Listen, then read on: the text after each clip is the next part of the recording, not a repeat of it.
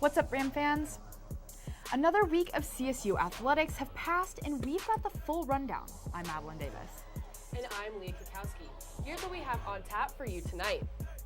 CSU Volleyball had a huge weekend opener in Moby, taking on both the University of Kentucky and number 3 Stanford. Women's soccer was back on the field, but this time all the way in Riverside, California. Not only that, but another new CTV Sports member gives us an inside look on CSU athletics behind the scenes. All of that and more on CTV Sports, which starts right now.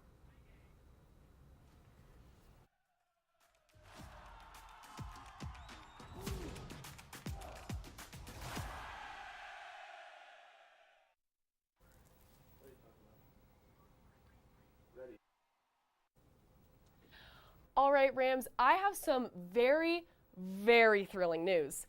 Colorado State Volleyball annihilated number 10 Kentucky at this year's whiteout match. Not only is it one of my favorite events of the entire year, but even more so with an unbelievable start like this.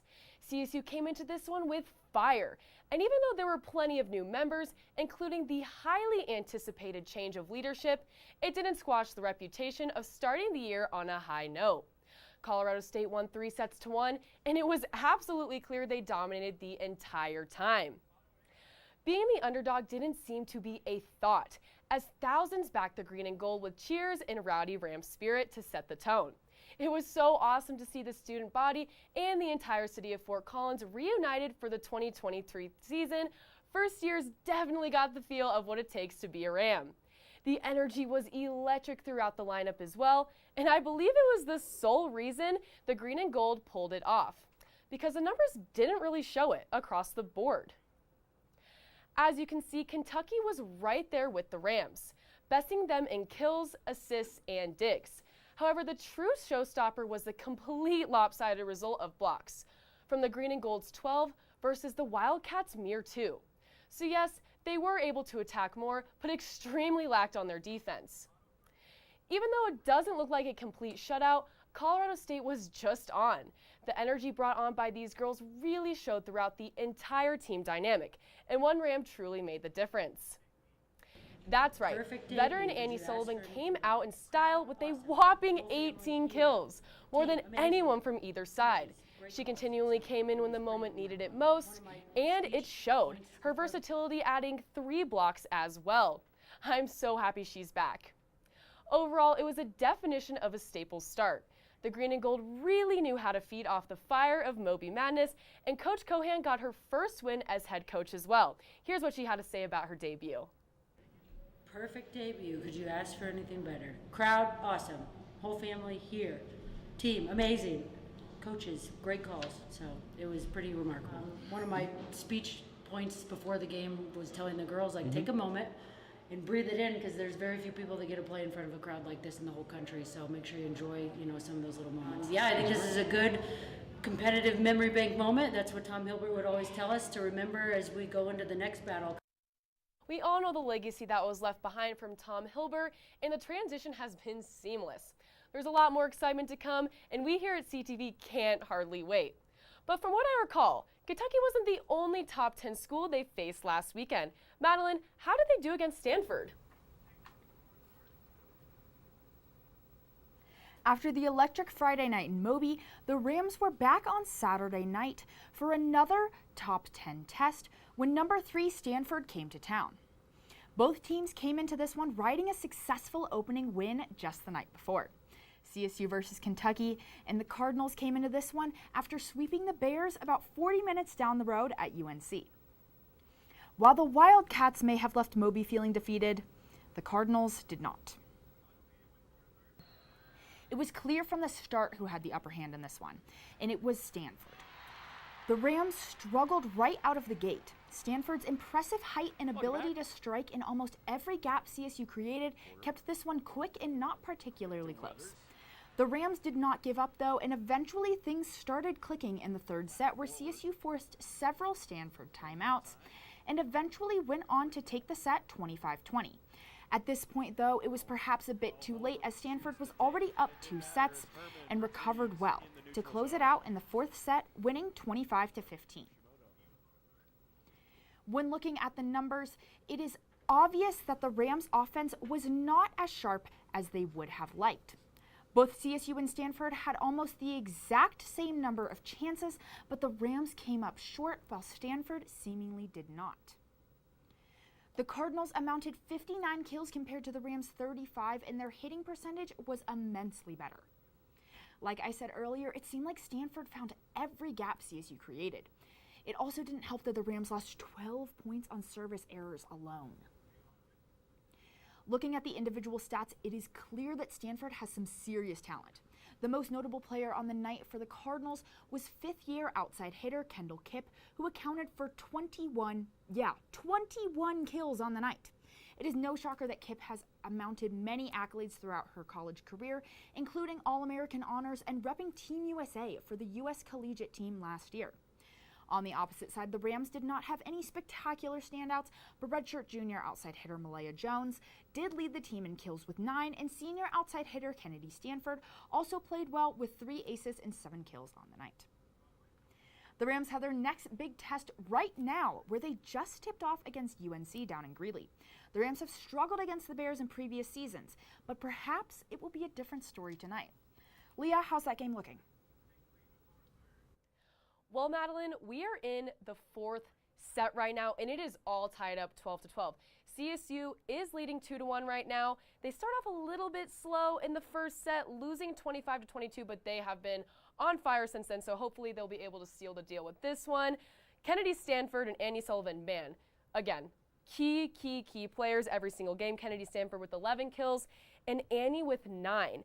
And UNC, okay, they have one girl, Mackenzie Harris, who has 12 kills as of right now, and honestly, that's kind of the only reason they've been able to score is because of her. So I'm feeling good about this one, and, you know, even though they're away, it's going to be good. So regardless of this result, the Rams are going to have to collect themselves for a quick turnaround as they face yet another ranked program, number 25, Arkansas, this weekend. But I'm not too worried because another program's coming up, but we're going to talk about that in just a moment because honestly, Madeline, I'm still so hyped about volleyball. Like, I cannot wait for this season. They're proving it that they are meant to be here.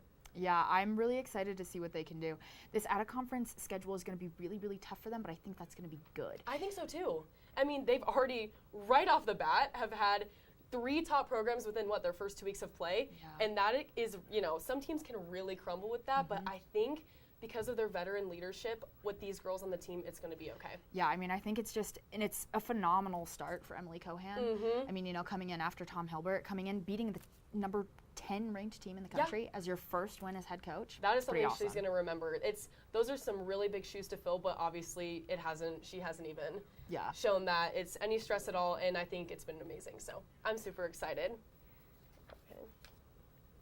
And moving on to CSU soccer, they secured their first away win of the season against California Baptist this past Sunday.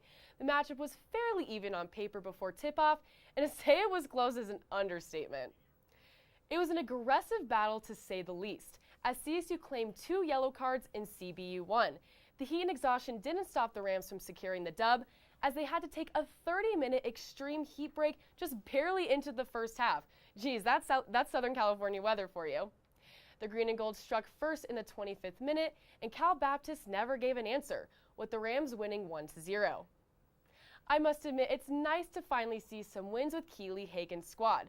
From what I recall, it seemed like almost every contest last year ended in a tie, so it's great to see the rhythm starting to kick into play. However, like I said, this one was still a little too close for comfort. As you can see, the numbers are about even. Fouls were high for both teams as well as aggressive shots taken. Olivia Fout was the game decider, claiming her 3rd goal of the season, and so far 1 in each match. It's still really early on in the season for the Rams, but I couldn't be more hyped about the momentum curated so far. And moving on to the other kind of football, what's going on with Coach Norvell's squad, Madeline? The time is almost here for all you CSU football fans out there. It is officially game week, as there are only 3 more days until Washington State comes into town for the Rams season opener. This is a highly anticipated matchup, as the Rams are hoping to redeem themselves after what was a less than ideal showing at Martin Stadium last year. A game in which we saw the Rams go down 7-38 to the Cougars. That included a Washington State lead of 28-0 before halftime even began. Needless to say, the Rams are looking to not repeat this result and open the season on a bright note. Here's what Coach Norvell had to say about the upcoming matchup. And I think this is really a great game for us to start. We played this football team a year ago. We really couldn't have played any worse than we did a year ago, especially in the first quarter, in the first half. We gave them 3 touchdowns defensively. We didn't move the ball offensively. We covered some of those areas today. We've reviewed the game several times and are pretty tired of watching it, honestly. This will be the first time the Rams host a Pac-12 opponent since the opening of Canvas Stadium in 2017, where we saw the Rams take down the Oregon State Badgers 58-27. The Rams are hoping they can have a similar result to that game, which was now 6 years ago. Zoe Weir will have a more in-depth preview of this matchup on Thursday.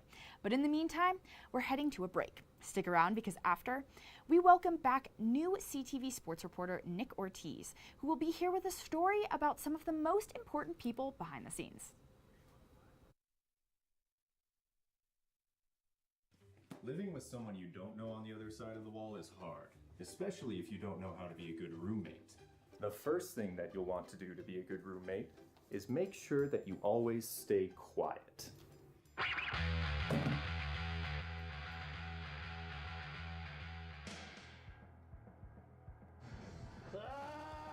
Be considerate of others when using common spaces and appliances.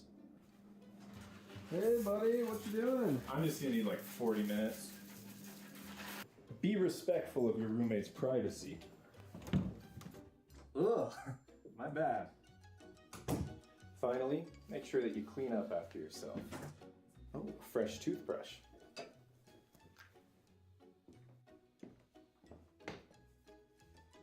Have you seen my toothbrush? Follow these tips to get along with your roommates and your landlord.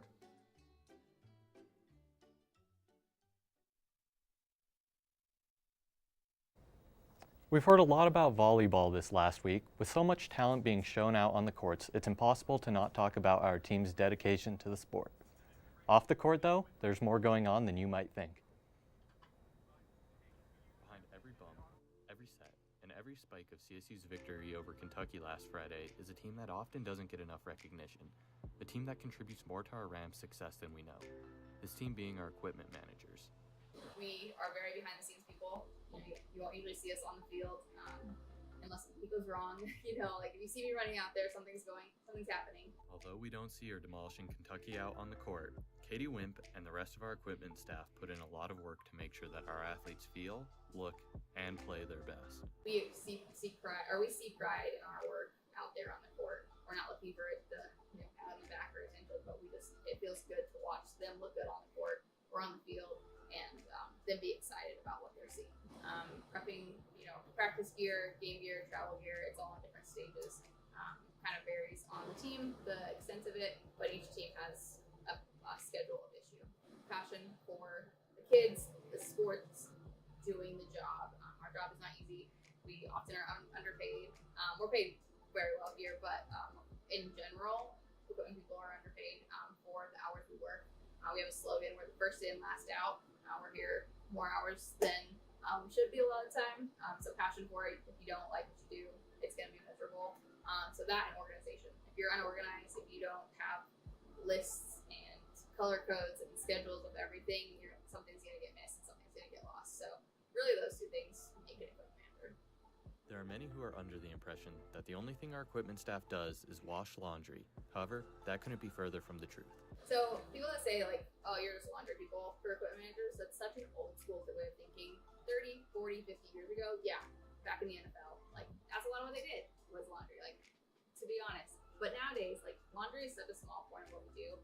Yes, it's still done by us, but my main job is safety. We are keeping them safe. We're making sure that they're wearing shoes that work for their feet. We are making sure, for softball, they're wearing protective gear, that it's getting reconditioned on time, that their bats are safe. For football, the helmets, everything like that. So the equipment managers have an association called the Athletic Equipment Managers Association. Their slogan is safety, service, swag. And honestly, that's what our 3 pillars we live by. Safety, service, being there for the student athletes, being there for the coaches, and swag, making sure that they look good while they're doing going out there and competing. This is a great profession for people who want to work in sports. Like it's a fun job. You get to meet the athletes, you get to be in sports. There is a rewarding side of it, but also that it is a growing field. It's becoming so much more than it ever was, and that it's going to continue to grow. And I think there's so much more to be put out there into the world forward from it. It was super cool and such a privilege to be able to go behind the scenes and really see a part of the teams that often doesn't get enough recognition for the work that they do. And I think it's safe to say that now we know they do much more than laundry.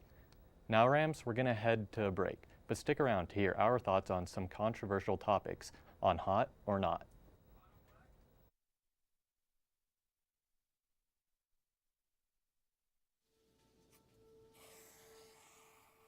Dad? Just 1 minute, okay? Hey, Bobo, do trees tell each other stories? I'm sorry. I'm afraid I don't know that. Hey, why don't we go find out?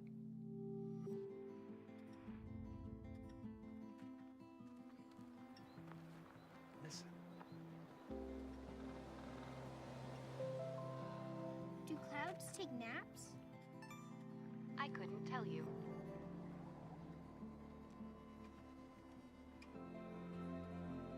Can birds draw pictures? I don't have an answer for that. Dad, do stars visit their friends? Look!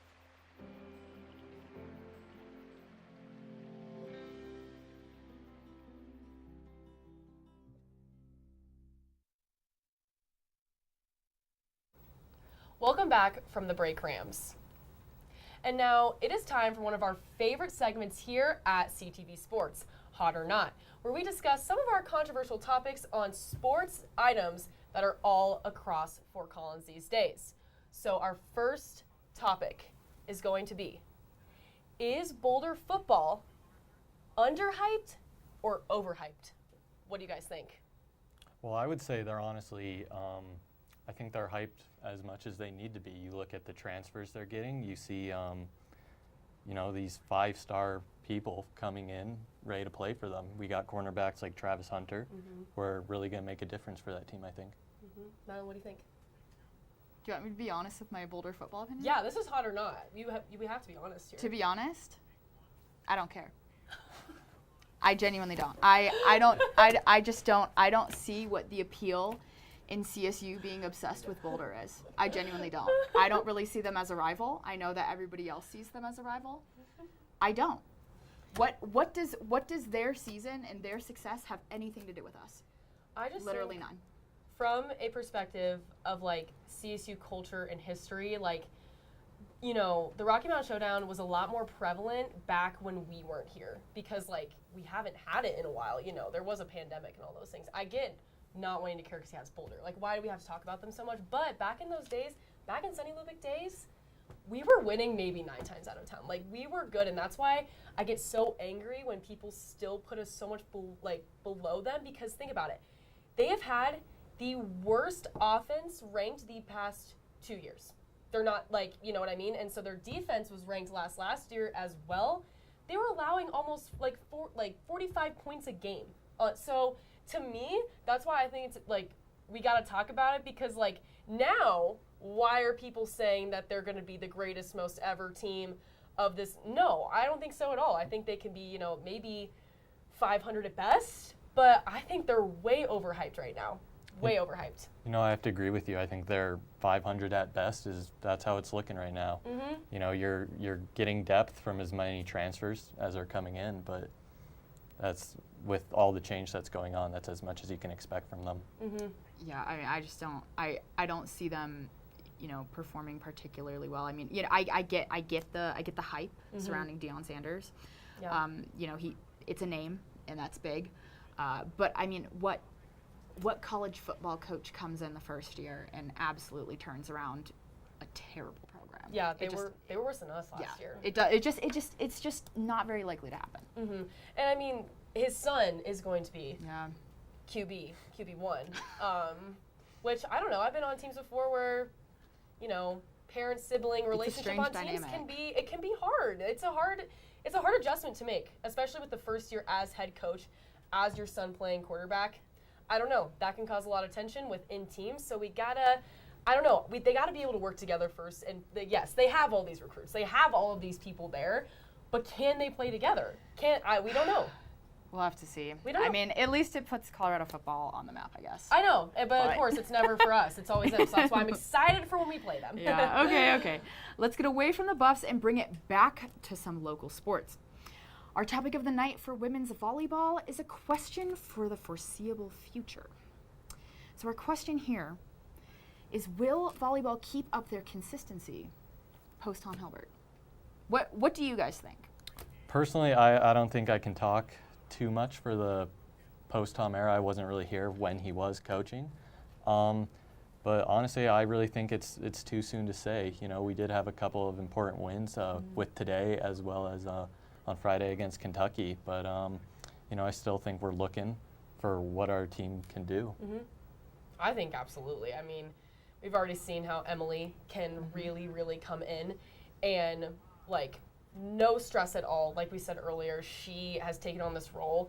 And yeah, okay, first home game of the season, there's always excitement. There's always like all of this momentum and mojo. We're back. And that really did show with Kentucky. But at the same time, like they still competed against Stanford. So, and they're, you know, hopefully it goes well tonight with UNC. But I think it's going to be good. I'm hoping so. I mean, as we've seen in the past, you know, especially in the past years that we've been at CSU, volleyball they kind of have a trend where they start off really, really strong, and then by the end of the year, they kind of just drop off. I don't know if they burn out or what happens. But something that I think is a little different about this year is the quality of their out-of-conference play. Totally. They're getting big tests. I mean, they're playing ranked teams, which they haven't. They're playing ranked teams more often than they have done in the past. I mean, you know, they have a tournament coming up here pretty soon. You know, Baylor's going to come in here. They're another, you know, top team in the country. Definitely. I think that the out of conference is going to be especially important this year, and I think it's really going to push them going into Mountain West play. I agree. I mean, they have a lot of veteran leadership on the team, so that's kind of what's leading their success. Next year, I don't know what to say. I don't know, because right now it's a lot of people who have been here before, but regardless, we hope it all happens and would most definitely not complain if it was all similar. But now, for this last one, let's bring it back to football. This time, Jay Norvell's team. So, is CSU going to disappoint again, or are we going to turn around? Like, Madeline, what are your thoughts? I mean, I think I can speak for everyone here when I say we hope it's a turnaround. Yeah. I would love to see Jay Norvell turn around this team. I think he is fantastic for the Fort Collins community. I think so too. I mean, what he has done to just change the culture in this program. I mean, you know, they were a 3-9 team, and they're just, I don't know. I want them to turn it around. And I honestly think they will, because, you know, he has a record of when he comes, his second year in Nevada, like that's what everyone always says, his second year. So, okay, it's his second year here. Like, let's see some momentum going around. And honestly, I think it's going to be the Torrey Horton and Jack Howell show. Like, they are on so many watch lists right now. They are causing a lot of noise throughout the country. So I think the two of them, and with the healthy QB, that's the dynamic that they have to have. There was so many rotations coming in, and that really threw us off last year. I mean, they had 3 or 4 different starting quarterbacks throughout the season last year? Yes. We had, because Clay Millen was hurt for a long time. Braden Fowler-Nicolosi came in, Jackson Stratton, Giles Pooler. It's like that is a lot of different main guys coming in where it's like it hasn't been consistent. So I think this year we're going to see a lot more consistency.